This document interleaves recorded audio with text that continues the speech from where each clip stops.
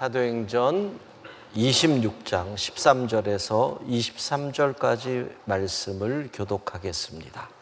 말씀을 받기 위한 우리의 고백을 먼저 드립니다. 우리의 형편과 마음을 가장 잘 아시는 하나님, 이 시간 주의 말씀을 받겠습니다. 말씀하여 주옵소서.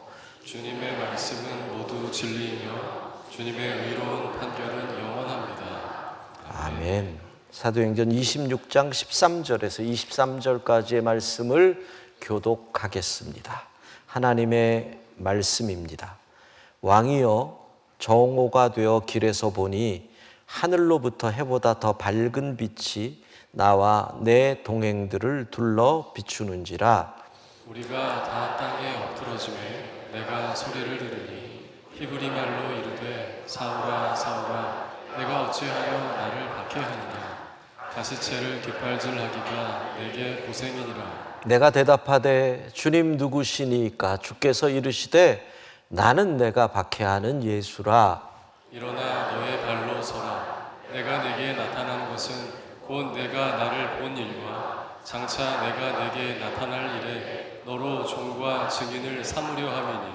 이스라엘과 이방인들에게서 내가 너를 구원하여 그들에게 보내어 어둠에서 빛으로 사탄의 권세에서 하나님께로 돌아오게 하고 죄사함과 나를 믿어 거룩하게 된 무리 가운데서 기업을 얻게 하리라 하더이다. 아그리빠 왕이여, 그러므로 하늘에서 보이신 것을 내가 거스르지 아니하고 먼저 다메섹과 예루살렘에 있는 사람과 유대 온 땅과 이방인에게까지 회개하고 하나님께로 돌아와서 회개에 합당한 일을 하라 전함으로.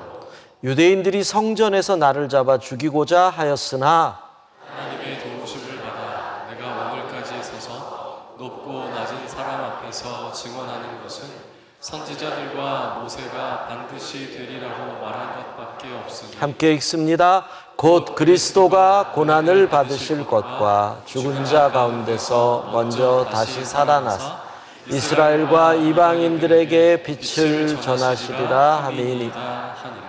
아멘. 선교의 역사를 보면 특별히 선교사님들이 그 선교지로 나아가게 될 때의 스토리들을 살펴보면 꼭 이 하나님이 부르셨던 그 부름의 시간들이 있습니다. 흔히 우리가 소명이라고 이야기를 하지요. 19세기, 그러니까 18세기 말 유명한 선교사님들이 몇 분이 있는데 그 중에 아도니람 저드슨이라는 분이 있습니다.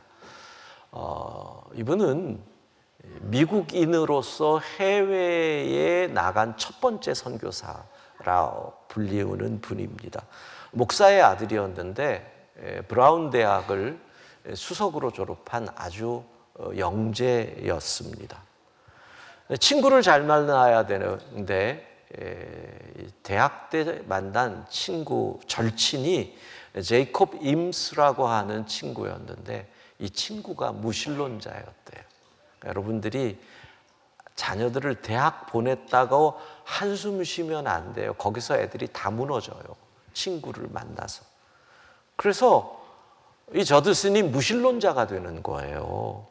근데 어느 날 여행을 가다가 여관에 묵었는데 그 시절에 이런 여관들 방음이 되거나 그러진 않잖아요. 옆방에서 아주 고통의 신음소리가 들려왔대죠. 이게 뭔가 하다 다음날 여관 주인에게 물어봤더니 그 사람이 죽었더래요. 앓다가. 그래서 누군가 하고 봤는데 그 죽은 사람이 자기 절친이었던 거예요. 제이콥 임스. 그 죽음 앞에서 저드슨이 한 말이 이거예요. 내 친구의 죽음 앞에서 그를 위로해 주지도 못했다. 그런데 무신론자였던 그 친구, 영혼은 지금 어디로 갔는가? 이 질문이 쾅 그에게 온 거죠. 그래서 다시 거기서 친구의 죽음이 그를 다시 하나님에게로 돌아오게 하고 결국 신학을 하게 해요. 근데 신학을 하면서 그에게 계속 왔던 말씀이 우리가 너무나 잘 아는 마가복음 16장 15절이래요. 너희는 온 천하에 다니며 만민에게 복음을 전파하라. 이 선교의 말씀이었는데, 근데 어느 날 이 말씀을 묵상하며 숲을 거니는데 말씀이 자기의 가슴에 확 와다니는데, 이제까지는 이 말씀이 예수님이 떠나시면서 사도들에게 준 말씀이었는데 그 순간 이 말씀이 내게 주신 말씀으로 가슴에 꽂히더라는 거예요. 아, 내가 가야겠다. 그래서 이분이 어디로 계획을 세우냐면 인도로 갈 계획을 세우다가 결국은 버마, 지금 미얀마로 가게 됩니다. 이분의 별명이 버마의 사도, 황제를 만나서 이런 얘기를 하고 6년 만에 처음으로 침례를 베푸는, 이분은 미얀마어로 성경을 번역했고 우리가 한영사전 그러는 것처럼 미얀마 영어 사전을 편찬하는 등 그곳에서 정말 죽기까지 충성하면서 미얀마의 사도가 됩니다. 나를 부르신 부름, 이게 정말 중요한 거죠. 또 한 명의 위대한 선교사가 있습니다. 이분은 영국의 선교사인데 비슷한 시기입니다. 근데 이분의 별명은 근대 선교의 아버지. 그러니까 뭐든지 아버지 들어가면 대단한 거예요. 예. 근대 선교의 아버지 그러면 진짜 이 시대의 선교에 있어서 개척자이고 동시에 이 기반을 닦은 사람이라는 뜻이잖아요. 윌리엄 캐리입니다. 근데 이분은 사실 구두 수선공이었습니다. 많이 배우지도 못했고, 그래서 과거에 자기의 삶이 다른 수선공들처럼 욕도 잘하고 싸움도 잘하고 그랬대요. 근데 동료 수선공이 예수님을 믿고 회심을 하는 상황에서 그 수선공의 간증을 들었는데 그게 여기를 친 거예요. 18살에 회심을 합니다. 예수님을 인격적으로 만나게 되고. 근데 이 윌리엄 캐리는 특이한 게 예수님을 만나면서부터 계속 마음이 선교. 그래서 기록을 보면 그의 구두 수선하던 가게에 자기가 직접 세계 지도를 그려서 벽에 붙인 다음에 아직 전도 안 된 나라에 표시를 하고 매일 그 나라들을 위해 눈물로 기도했다. 이렇게 기록이 나와요. 근데 하루는 한 모임에서, 목회자들도 있는 그런 모임에서 이분이 갑자기 가슴이 뜨거워졌대요. 가슴이 뜨거워져서 그 자리에서 일어나서 우리가 복음 안 전하면 저 먼 곳에 아직 듣지도 못하고 죽어가는 이방인들이 얼마나 많은데 해외에 선교를 해야 됩니다. 막 외치는데 거기에 있던 한 나이 드신 목회자가 이렇게 얘기를 했다는 거죠. 젊은이, 자리에 좀 앉아. 하나님이 이방인을 구원하시려고 마음먹으시면 자네나 우리 없어도 하나님 능히 하실 수 있어. 마치 하나님의 능력이 대단한 것 같은 얘기지만 이건 정말 말도 안 되는 얘기잖아요. 궤변이죠. 그래서 화가 나는 거예요. 그럼 내가 가야 하나? 어떻게 할까 하다가 이분이 친구 몇 명이랑 선교단체를 조직하죠. 영국 선교회 BMS. 그러니까 요즘 MS라고 붙는 선교사 단체 많아요. GMS 뭐 이런 식으로 영국 선교회를 조직하고, 그리고 거기서 이분이 작은 글을 써서 소책자로 내는데 이게 영국의 많은 사람에게 도전을 줘요. 이방인을 믿게 하기 위한 그리스도인의 의무라는 소책자입니다. 그런데 이분이 결국 인도로 선교사로 가게 됩니다.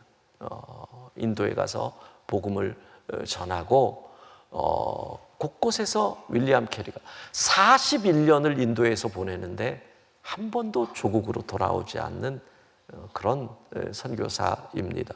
근데 이분이 선교사로 가게 될 때 그 설교를 하는데 그분에게 주셨던 하나님의 말씀이 이사야 54장 2절 3절입니다. 같이 읽습니다.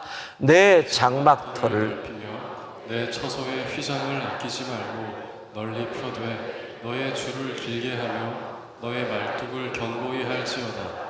이는 내가 좌우로 퍼지며 내 자손은 열방을 얻으며 황폐한 성읍들을 사람 살 곳이 되게 할 것임이라. 잘 보세요. 자, 3절에 이렇게 되어 있어요. 좌우로 퍼지고 자손은 열방을 얻고 황폐한 성읍은 사람 살 곳이 되고, 이것 모두가 바라는 거잖아요. 그렇죠?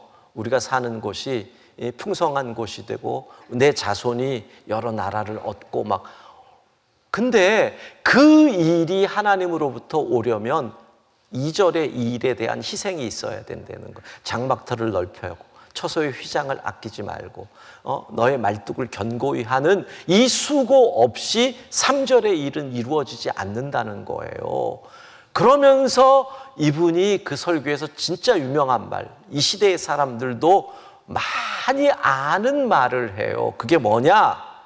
하나님께 위대한 것을 기대하고 하나님을 위한 위대한 일을 시도하라. 진짜 유명한 말이에요. 그러니까 이 말이 뭐예요? 내가 좌우로 퍼지고 자손은 열방을 얻고 황폐한 성읍이 사람 살 곳이 되는 이 하나님으로부터 오는 위대한 일을 기대한다면 expect great things from God. 하나님으로부터 그런 위대한 일들이 내게 일어날 것을 기대한다면 어떻게 해요? attempt 하라는 거예요. 시도하라는 거예요. 어떤 일을? great things, 위대한 일을 누구를 위해서? for God, 하나님을 위해서 희생해라, 헌신해라. 그러지 않고 하나님으로부터 위대한 일이 있기를 바랄 수 없다. 그리고 이분이 인도로 가는 거예요. 여러분, 이것은 단지 윌리엄 캐리나 아도니람 저드슨의 이야기만이 아니에요. 성경에 나오는 위대한 선교사들에게는 이런 스토리들이 꼭 있습니다. 자, 바울. 오늘 본문의 바울. 성경에 나오는 가장 위대한 선교사 중 하나인 바울도 오늘 본문에 내가 어떻게 선교사가 됐는지를 이야기하는 거예요. 간증이에요. 그래서 저는 오늘 설교 제목을 선교사에게 요구되는 3가지라고 정했습니다. 내가 왜 어떻게 선교사가 됐다. 근데 사실 처음 설교 제목은 선교사에게 필요한 3가지라고, 그래서 주보에 그렇게 나왔어요. 근데 설교를 계속 준비하고 묵상하는데 필요한 3가지가 잘못된 이해를 줄 것 같아요. 선교사를 위해서 기도도 여러분 해줘야 됩니다. 선교사에게 물질적인 후원도 해줘야 됩니다. 그러니까 그렇게 해석될 수 있는 제목이더라고요. 제가 원하는 것은 선교사로 가려면 이게 있어야 한다라. 최소한 이 3가지가 있어야 선교사로 갈 수 있다라는 의미거든요. 그래서 제목을 선교사에게 요구되는 3가지, 이렇게 바울을 통해서 우리가 생각하게 되는 겁니다. 첫 번째, 선교사는 하늘에서 부르신 부름이 있어야 합니다. 다시 말씀드리면 이걸 소명이라고 얘기하고, 소명.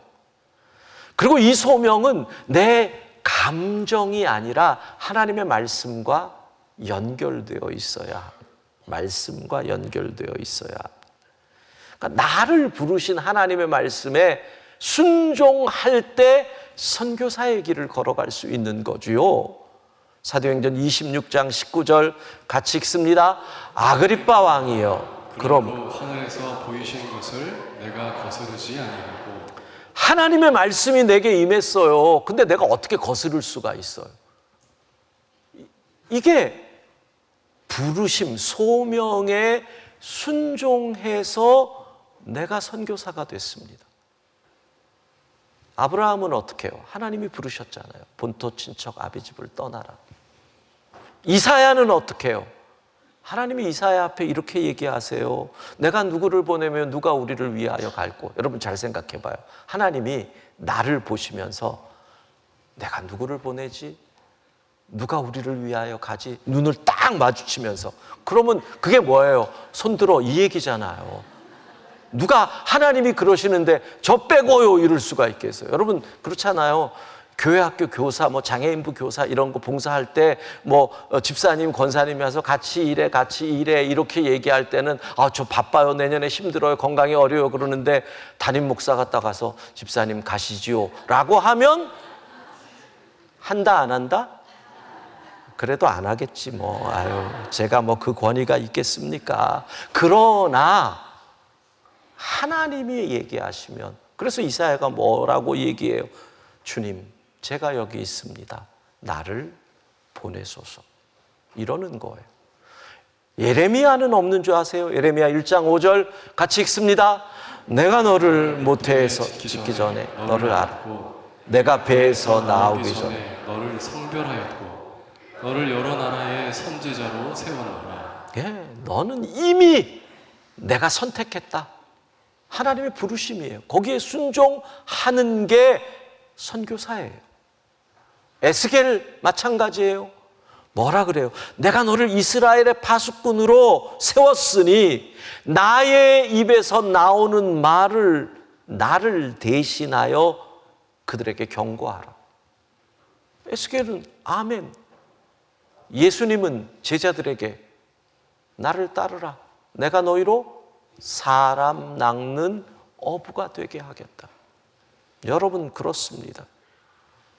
부르심. 요즘 선교사들 가운데 좀 씁쓸한 말들이 있습니다. 생활 선교사라는 말이 돌고 있습니다. 그게 뭐냐? 그냥 선교사라는 타이틀을 먹고 살기 위해 갖고 있는 사람들. 그냥 직업처럼. 근데 선교사라는 이름을 가져야 지원을 받을 수 있는 거예요. 그런 분들이 의외로 지금 무척 많아졌습니다. 왜 그런 줄 아세요? 부르심 없이 움직이는 거예요. 몇 년 전까지 그런 생활 선교사가 가장 많았던 곳이 필리핀입니다. 필리핀은 일단 영어를 쓰기 때문에 자녀들과 함께 갔을 때 어학 문제가 괜찮고, 그리고 그래도 쉽지 않은 곳이니까 선교사라고 얘기할 때 사람들의 마음이 열리는 거죠. 생활 선교사, 부르심 없이 나가는 거. 지금 그 생활 선교사가 가장 많아지는 곳이 캄보디아입니다. 근데 이번에 캄보디아 사태 나면서 그쪽이 많이 흔들리고 있다라는 얘기를 들었습니다. 그러니까 여러분들이 누군가가 선교지에서 도와달라고 아는 분이 얘기할 때 선교사님이니까 여러분의 선한 마음이 악용되지 않도록 꼭 목사님들에게, 교구 목사님들에게 이런 분이 내게 도움을 요청했는데 해도 될까요? 꼭 확인을 하시는 지혜가 필요합니다. 그리고 한 걸음 더 나아가면 교회를 통해서 하시는 방법을 선택하십시오. 교회에다가 그분이 정말 괜찮다 그러면 목적 헌금을 내시면 됩니다. 선교 헌금을. 그리고 목적을 정확히 쓰시면 됩니다. 어느 나라 어느 선교사님을 섬기고 싶습니다. 그러면 교회 선교부에서 체크해가지고 그리로 우리가 보내니까 도리어 여러분들이 그런 선한 마음이 확인해봤는데 그분이 신뢰가 안 가는 분이라 그러면 교회에서 도리어 이야기해 줄 수도 있거든요. 여러분들이 선한 마음이 악용되지 않도록. 부르심은 소명이 없으면 선교사가 될 수 없다. 그래서 주님은 바울을 부르신 거죠. 사도행전 26장 16절 같이 읽습니다. 일어나 너의 발로 서라. 내가 내게 나타난 것은 곧 내가 나를 본 일과 장차 내게 나타날 일에 너로 종과 증인을 삼으려 함이니. 종과 증인으로 너를 삼겠다 하나님의 부르심. 주님의 뜻이니 나는 순종할 수밖에 없습니다. 거스를 수 없습니다. 그러니까 선교사는 나를 부르신 소명이 있어야 하고 그 소명에 순종함으로 선교사가 된다. 첫 번째 필요함입니다. 두 번째, 그러면 선교사는 무엇을 전해야 하는지를 알아야 합니다.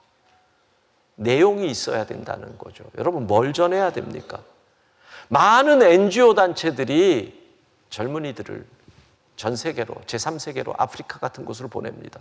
우리나라 국제협력단 같은 소위 코이카에서도 많은 젊은이들을 제3세계로 보냅니다. 그런데 우리는 그것을 봉사라고 얘기하거나 재능 기부라고 얘기하지 선교라고 이야기하지 않습니다. 왜? 선교는 내가 무엇을 전하는지 확실해야 합니다.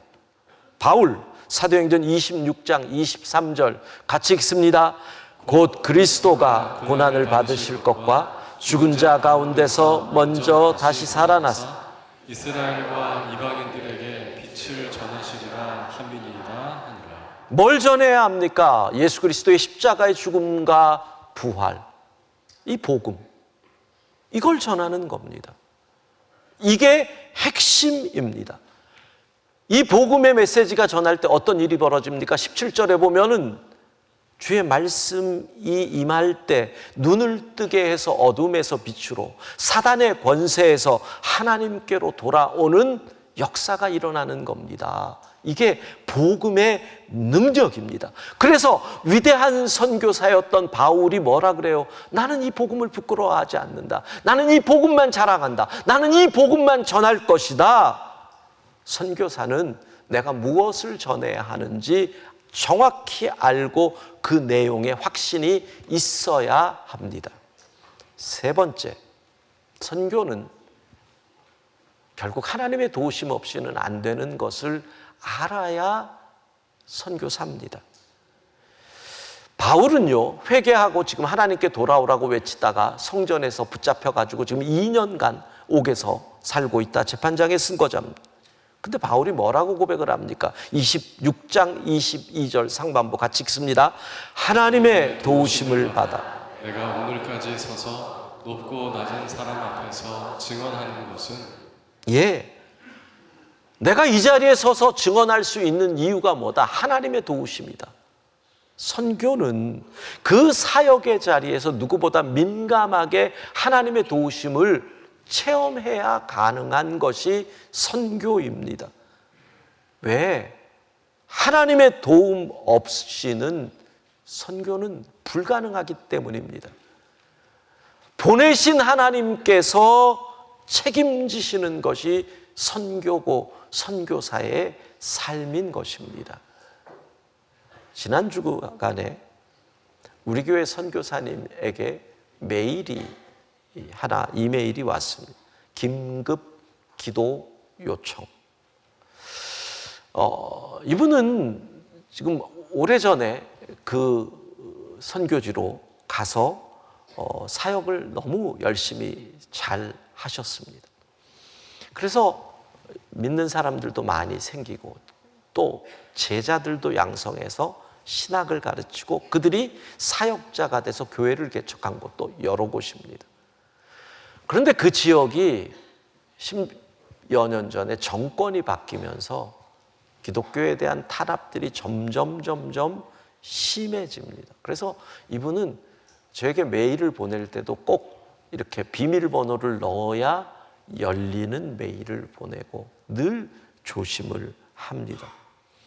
근데 왜 긴급 기도 요청 메일을 보냈느냐 하면 주일에 예배를 드리는데 그 교회에 경찰들이 그냥 들어온 겁니다. 그래가지고 예배 드리는 사람들을 다 체포해 가버렸어요. 아이들까지. 근데 그게 지역 TV에도 나오고 지역 신문에도 나왔습니다. 그럼 우리는 TV와 신문에 나왔다는 건 공권력이 종교를 핍박한다라고 이렇게 뉴스에 나왔구나라고 생각하는데 그게 아닙니다. 경고입니다. 너희 교회 얘네들처럼 될 수 있으니 조심해. 제가 지역도 말 안 하고 누구라고 말 안 하는 것은 조심스러워서 그렇습니다. 요즘은 과학이 어느 정도로 발달을 했느냐면 이러한 교회의 설교나 이 유튜브에서 이런 것들이 정말 엄청나잖아요. 근데 이걸 다 체크를 합니다. 뭐가 하는 줄 아세요? AI가 합니다. 그래서 구체적인 내용을 얘기 안 하는 게, 나라도 안 하고 성도가 몇 명 붙잡혀갔다 이런 얘기도 안 하는 게 AI가 다 체크를 해서 이게 연결이 되기 때문에 그렇습니다. 제 경험 하나 말씀드릴까요? 제가 설교하는 중에 어느 이단에 대해서 조금 비판을 했습니다. 다음날 교회 전화 딱 왔습니다. 이렇게 얘기를 사무국에다 했습니다. 우리가 평소에 황 목사님을 존경했는데 황 목사님이 이런 식의 설교를 할 줄은 몰랐습니다. 여러분, 그걸 어떻게 할까요? AI.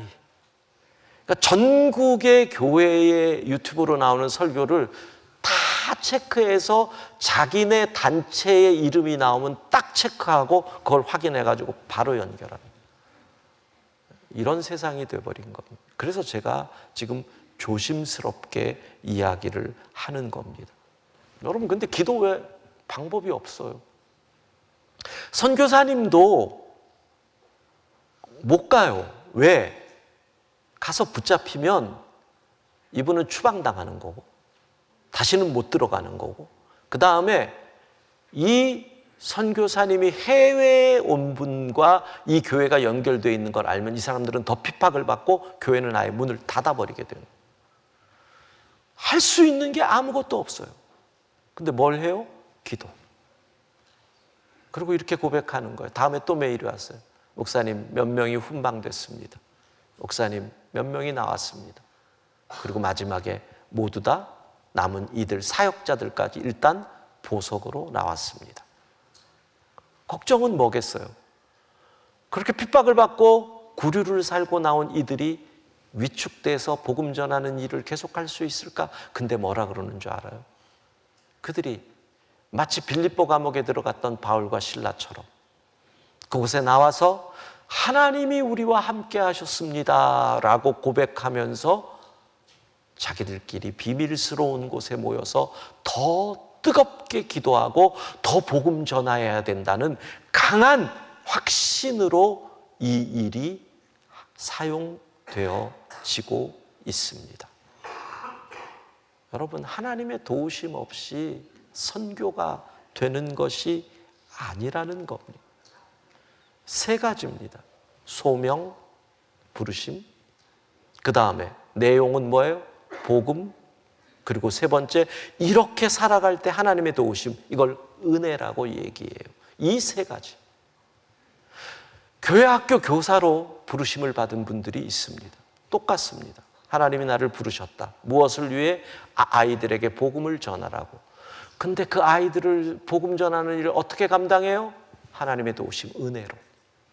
장애인부 교사로 나를 부르셨다.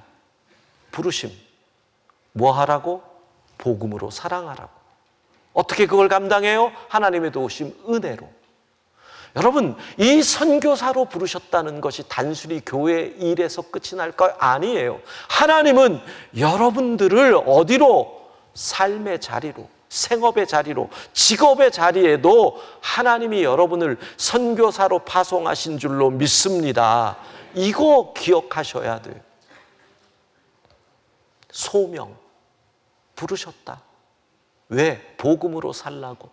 그렇게 일하러 가는 거예요. 근데 복음으로 살다 보면 힘들죠. 어렵죠. 때로는 내가 밀리죠. 때로는 내가 타협하죠. 그러면 뭐가 덤벼들어요? 죄책감이 나를 다가와요. 나는 이것도 못 감당하나, 이것도 못 감당하나, 또 타협했는데, 근데 그때 뭐가 덮어요? 은혜가 덮어요.